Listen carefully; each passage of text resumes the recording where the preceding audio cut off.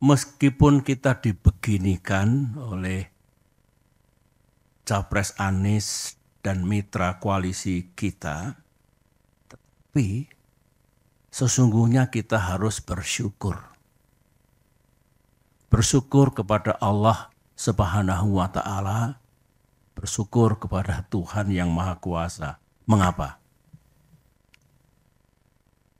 Ini alasan saya. Pertama, ya memang kita ditelikung dan ditinggalkan. Seperti ini. Sekarang. Bayangkan kalau ditelikungnya kita ini, ditinggalkannya kita ini 1-2 hari sebelum batas pendaftaran ke KPU. Bayangkan seperti apa. Kita masih ditolong oleh Allah. Kita diselamatkan oleh sejarah. Ini syukur yang pertama. Syukur yang kedua, saya renungkan baik-baik tadi malam dalam kontemplasi saya. Justru kita diselamatkan oleh Tuhan, oleh Allah. Apa yang saya maksudkan? Kita tidak diizinkan oleh Allah untuk mendukung seseorang dan untuk bermitra dengan orang yang lain yang kalau kita teladani akhlak pemimpin besar bagi yang beragama Islam, akhlak Rasulullah, ya. Yang kita rasakan sekarang ini, mereka tidak sidik, tidak jujur, tidak amanah. Berarti tidak bisa dipercaya dan mengingkari hal-hal yang telah disepakati. Memang ada keinginan untuk hanya terbentuk 2 pasangan saja, pasangan capres dan cawapres dalam Pilpres 2024 ini. Ada. Jangan ada dusta di antara kita, ada itu. Kita juga tahu ada upaya dan pekerjaan politik untuk membuat koalisi perubahan. Di dalamnya ada Nasdem, ada PKS, ada Demokrat. Itu tidak bisa berlayar. Ada. Kita juga tahu, termasuk informasi yang sangat sensitif untuk membuat pasangan Anies Ahaye yang sudah menjadi rahasia umum, yang sudah matang sebetulnya sebelum terjadi prahara 3 hari yang lalu itu, pasangan itu tidak akan terjadi. Informasi yang saya dengar ini pekerjaan politik tingkat tinggi. Pihak Pak Ganjar, Capres Ganjar Pranowo, itu juga mengajak kalau Partai Demokrat bisa bergabung ke pihak beliau. Ditandai pertemuan Mbak Puan dengan AHY beberapa saat yang lalu. Yang kedua, Pak Prabowo, beliau datang ke Pacitan, menemui saya dan menyampaikan juga ajakannya.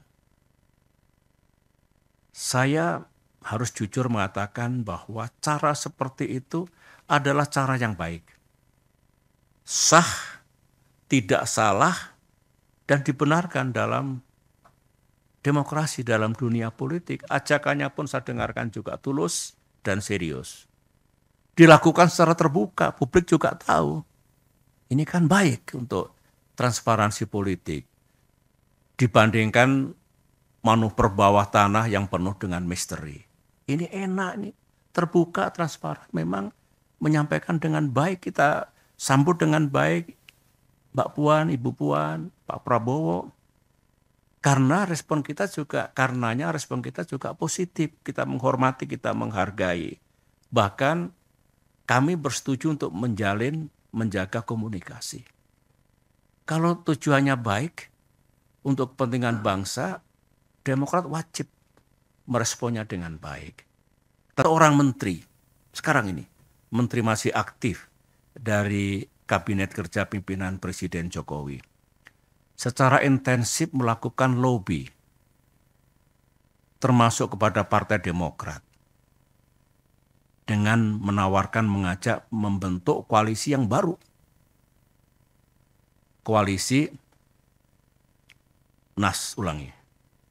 Demokrat, PKS, dan P3.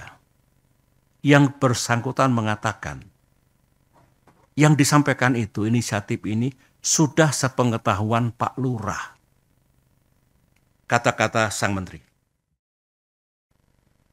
Kader Demokrat dengan pikiran yang tidak happy mengatakan, Pak, kok kita ini, Demokrat ini, ya memang kita oposisi.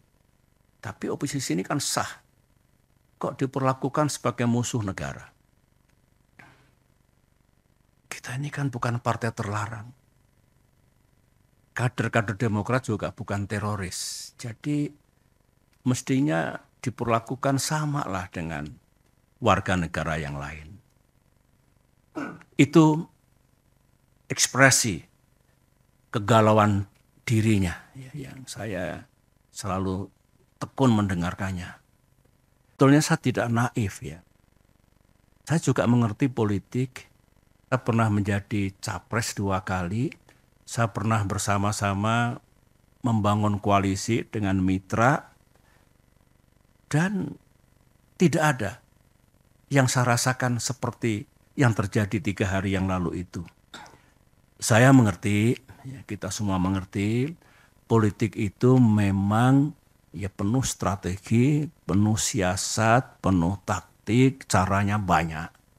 Tetapi saya tidak menyangka kalau tindakan itu sejauh ini, menurut saya melebihi batas kepatutan, moral dan etika dalam politik. Ya kasar, ya kalau bisa menggunakan istilah bahasa Inggris, it is really ugly. Mudah-mudahan kita tidak melakukan perilaku politik seperti itu. Ada lagi yang bagus dalam sidang majelis ini saya ungkapkan ya. Sebenarnya beberapa teman sudah mengingatkan saya agak lama. Baik dari kalangan kader Demokrat maupun dari luar Demokrat. Begini, Pak SBY benar-benar percaya kepada orang itu atau kepada orang-orang itu. Saya jawab dengan praduga yang baik, prasangka yang baik, saya percaya. Teman itu mengatakan, ya silakan saja dilihat nanti. Yang penting saya sudah mengingatkan. Nah, kalau saya ingat kembali yang diingatkan teman-teman itu lebih dari satu, keputusan sepihak kemarin itu, saya boleh mengatakan keputusan gelap seperti itu tidak sesuai dengan rules kesepakatan, ternyata atau barangkali mengandungi kebenaran. Anggaplah kita salah kali ini. Tetapi kita belajar. Mudah-mudahan kita tidak salah lagi ke depan. Dan mudah-mudahan dengan izin Allah dan ikhtiar kita juga tidak kalah nantinya. Amin.